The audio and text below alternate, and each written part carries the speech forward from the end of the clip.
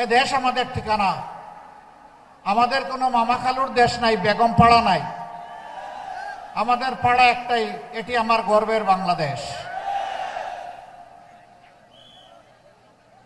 শুধু কি তাই, হাঁচি কাশি হলেও ওই নেতারা দেশ ছেড়ে অন্য দেশে চলে যায় চিকিৎসার জন্য।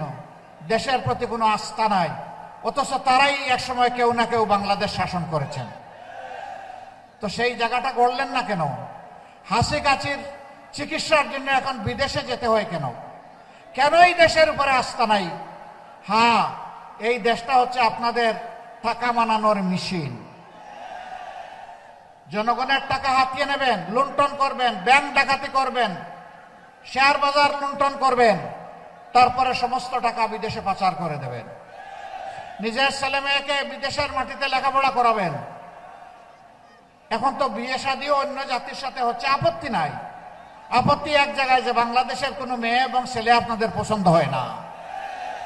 বড় ভালোবাসেন দেশটাকে, নিজে পড়ে আছেন ইনকাম জেনারেশনের জন্য অবৈধভাবে।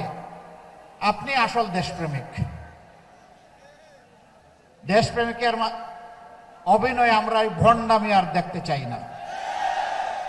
দেশপ্রেমিক হলে সকল কাজে দেশপ্রেমের পরিচয় বাস্তবে দিতে হবে, মুখে নয়। মুখের কথা জনগণ এখন আর বিশ্বাস করে না অনেকের। যারা বাস্তবে প্রমাণ করেছে মরণে জীবনে সুখে এবং দুঃখে দেশ এবং জনগণের পাশে আছে, ইনশাআল্লাহ জনগণ তাদের পাশে এসে দাঁড়াবে।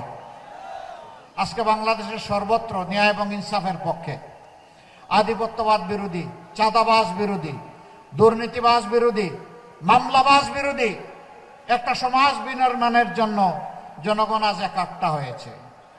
জায়গায় জায়গায় গণজোয়ার শুরু হয়েছে, দেখে অনেকে দিশাহারা। এখন আমার মারেও বেইজ্জত করে, মায়ের গায়েও বেদিশা হয়ে হাত দেয়। আমরা পরিষ্কার বলে দিচ্ছি, আমাদের জীবনের চাইতে আমাদের মায়েদের ইজ্জতের মর্যাদা আমাদের কাছে অনেক বেশি।